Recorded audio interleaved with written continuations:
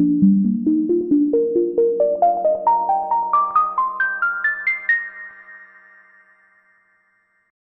nombre es Eloy Espinosa Saldaña, aparte de ser catedrático de Derecho Constitucional y Administrativo en varias universidades, fui miembro fundador, creador de Derecho y Sociedad. Ahora soy magistrado, he sido vicepresidente del Tribunal Constitucional del Perú. He estado en la discusión precisamente del caso al que hace referencia, y es para mí un placer y un honor poder dar algunas palabras al respecto para el espacio Polemos de Derecho y Sociedad.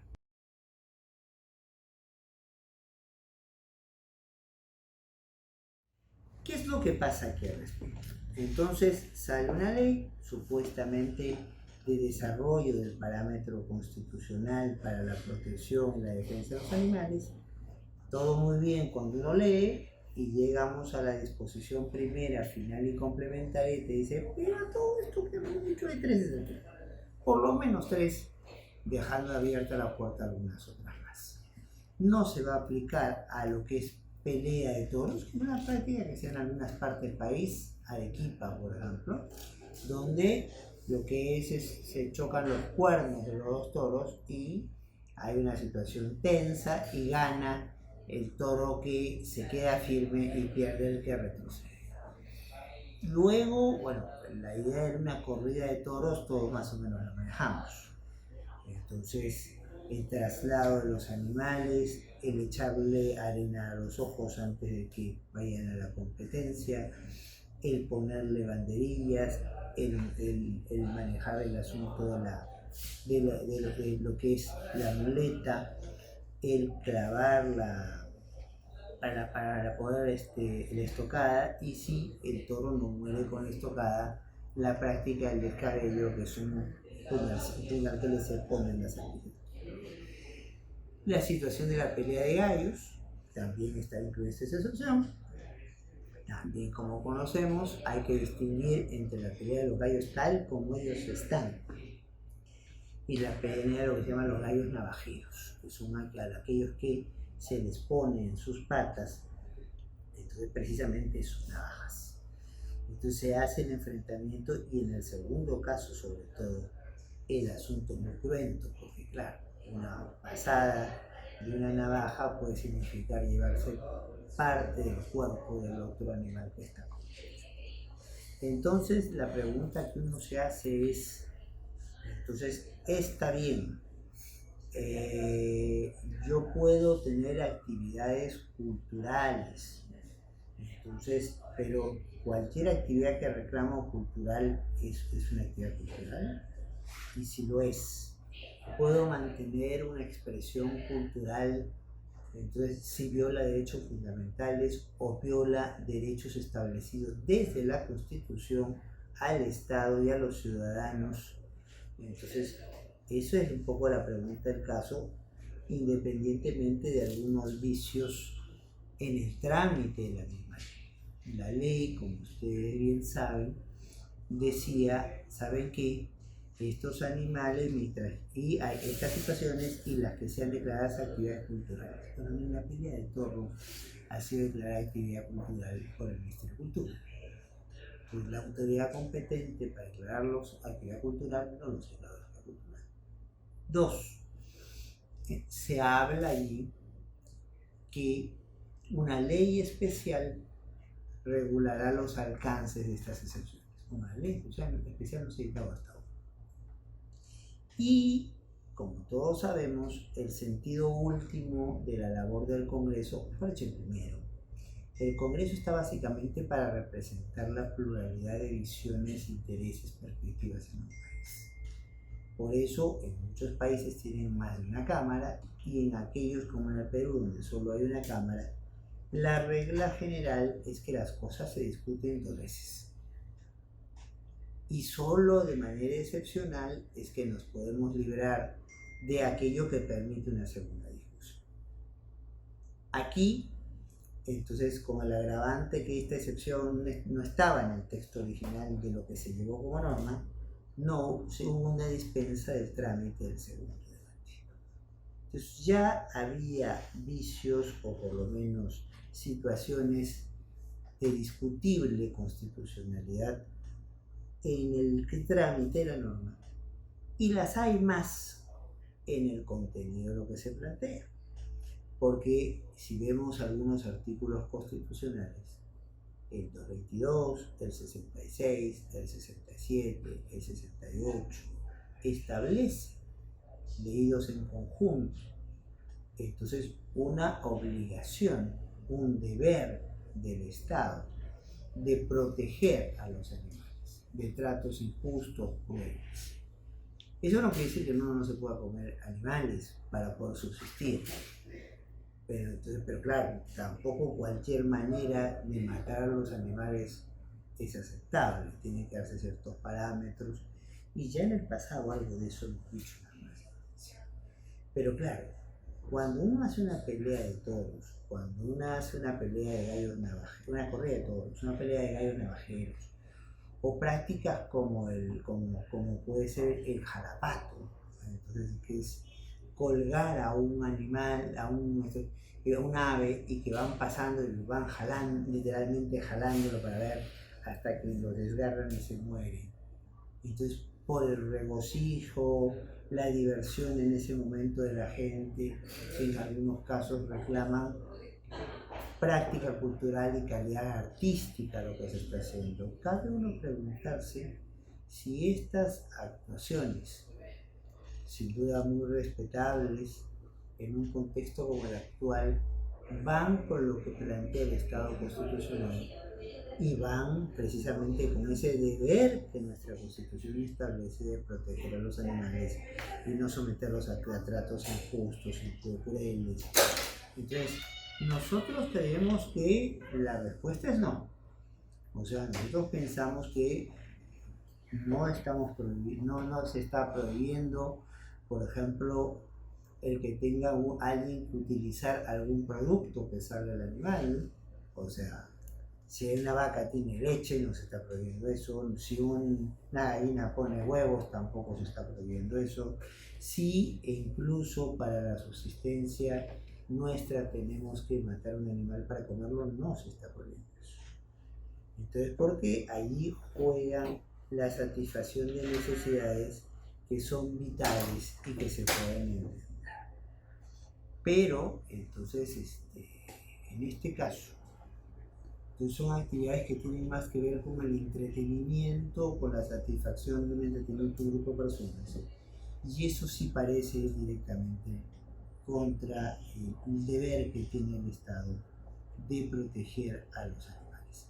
Que en algunos países la cosa es incluso más radical. En algunos países hoy en día lo que se reconoce son derechos de los animales. Los animales no son solo sujetos de protección, sino que tienen la posibilidad de exigir derechos frente a sus propias situaciones. Eso es lo que motiva la discusión del caso. Fue una discusión bastante larga. Hemos visto la parte final de la misma incluso proyectada en el canal del tribunal. La votación, en algunos casos 4-3 y en otros 3-4, en ningún supuesto permitió modificar la constitución de la norma, porque, como todos ustedes saben, en el caso peruano, para poder declarar fundada una demanda de inconstitucionalidad de una ley, una norma de rango de ley, y por eso declararla inconstitucional, se necesitan 5 votos conformes.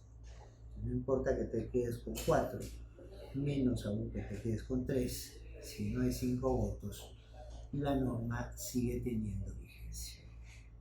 ¿Eso quiere decir que la norma no puede volverse a impugnar? No necesariamente. Eso quiere decir que la norma no puede volverse a impugnar exactamente por los mismos motivos porque fue impugnada en su momento.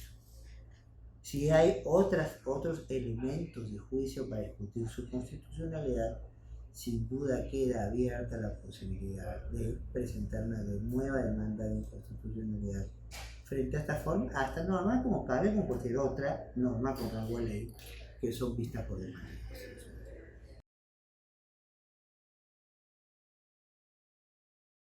Tal vez Habría que preguntarle a los magistrados que defendieron esa posición.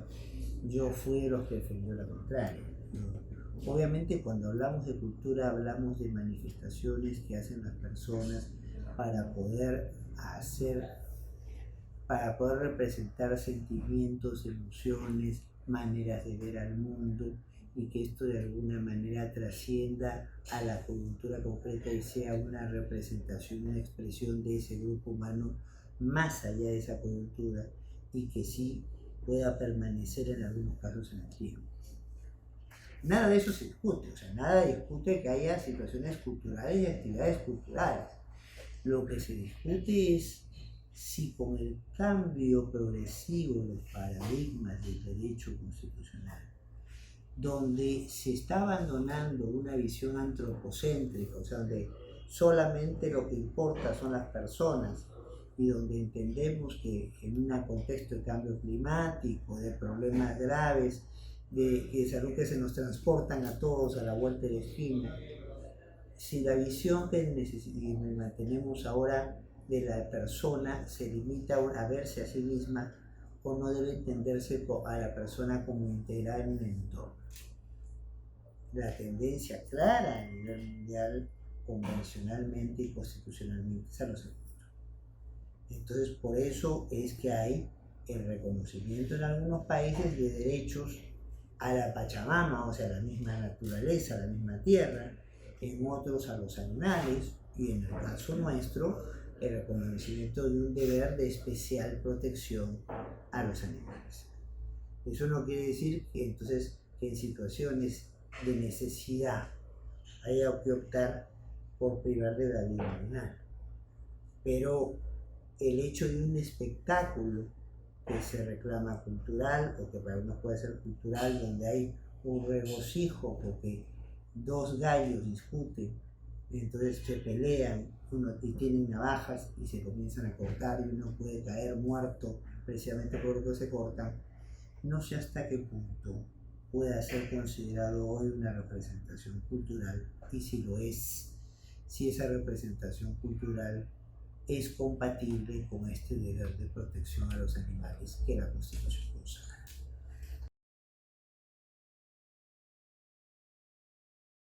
Tenemos que distinguir algunas cosas.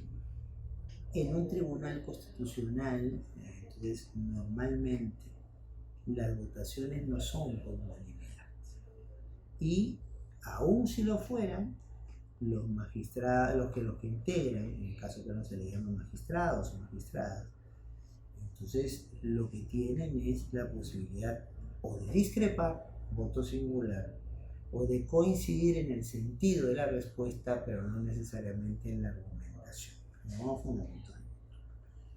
Entonces creo, sin falta modestia, que en el fundamento de voto que hicimos el asunto está mejor explicado.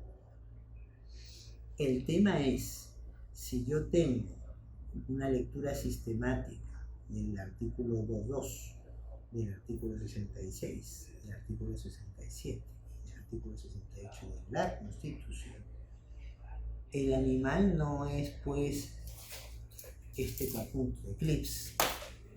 El animal es un ser sintiente, y en ese sentido no se le puede dar el mismo tratamiento de algo que no siente. Y eso, leídos estos artículos en su conjunto, genera un deber constitucional de protección. Ya está. Tan está que ya hace muchos años la legislación penal establece un tipo de sanción por maltrato animal.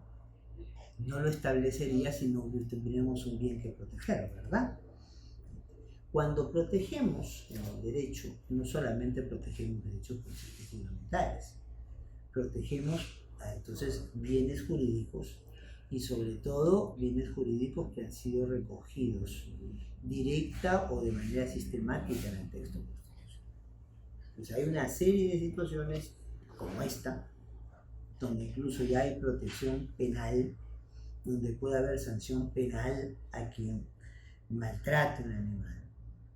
Entonces Entonces, si ya esta es la lógica del mismo texto de la Constitución, esta es la lógica de la misma ley, cuando nombre uno ese artículo, esta exposición final y complementaria, es la lógica a nivel penal de las sanciones.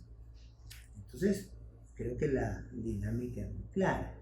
Estas excepciones no se corresponden ni con el resto del texto de la ley, ni con lo que el Estado ya desde su Constitución establece como una obligación como un deber de especial protección de los animales. Hay habido muchos cambios.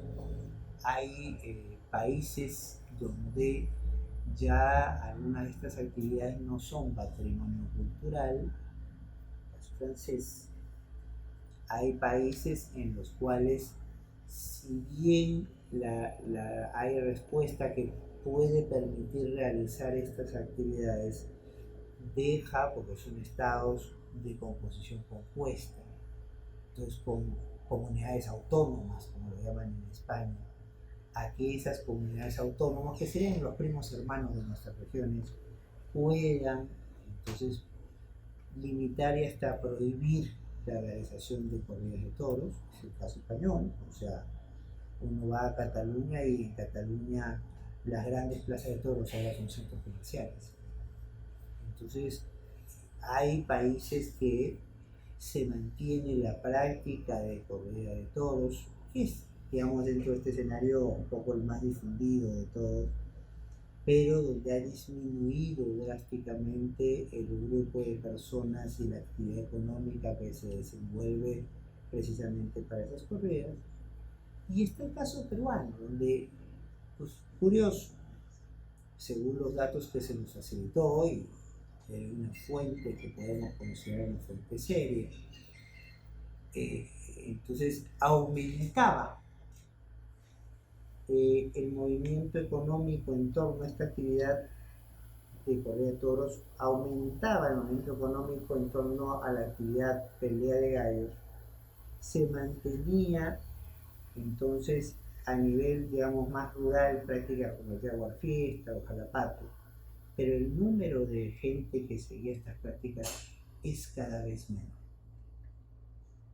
Entonces, es más, ahora a todos nos gusta hacerle estadísticas y encuestas.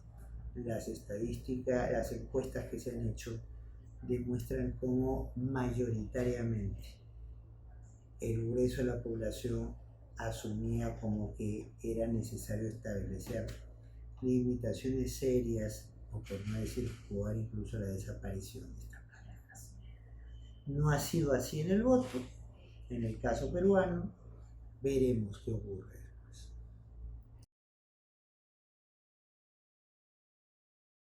En realidad no hemos tenido pues sentencia. Lo que va a pasar es que entre hoy y mañana, en la medida que en algunos temas, por ejemplo gallos navajeros, ha habido 4 votos por la inconstitucionalidad y 3 a favor de seguir teniendo esto constitucional, y en los otros temas ha habido 4 votos a favor de mantener la constitucionalidad y 3 por declararla inconstitucional. Entonces lo que tenemos es que lo que se acostumbra a hacer es, con lo que se llama una explicación inicial que la hace el relator, eso se llama razón de relatoría, se va a explicar un poco qué es lo que pasa y cada cual va a publicar su propio voto. No tenemos en rigor una sentencia unificada porque no ha habido votos unificados y no hemos tenido una mayoría calificada para cambiar la condición de la constitucionalidad. Yo creo que aquí se ha perdido, con todo respeto al voto de mis compañeros, una oportunidad de entender a cabalidad cómo es en un Estado constitucional nuestra relación como personas con nuestro entorno.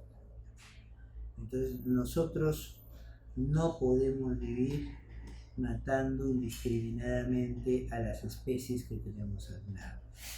Y aún así, si tenemos que eliminar nuestras especies, esto debiera ser por una cuestión donde la confrontación sea una confrontación ineludible. ¿Ya? Se aparece una fiera y me ataca, entonces por protección tengo que dispararle y matarla.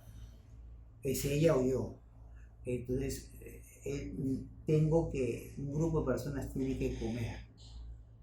Y una alimentación importante es la que proporcionan algunos animales. Bueno, estas situaciones pueden explicar, y en algunos casos con importante cuidado, porque si no podemos llevar a la extinción de algunas especies animales.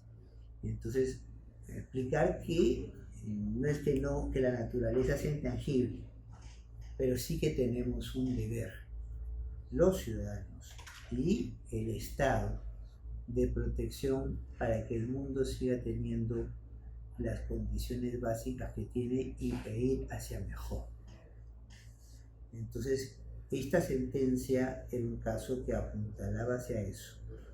Lamentablemente no se han tenido los votos suficientes y esperemos, porque seguramente de estas discusiones vamos a tener en el tiempo con esta conclusión del tribunal o con otra, porque no es primera vez que se discute el tema de todos.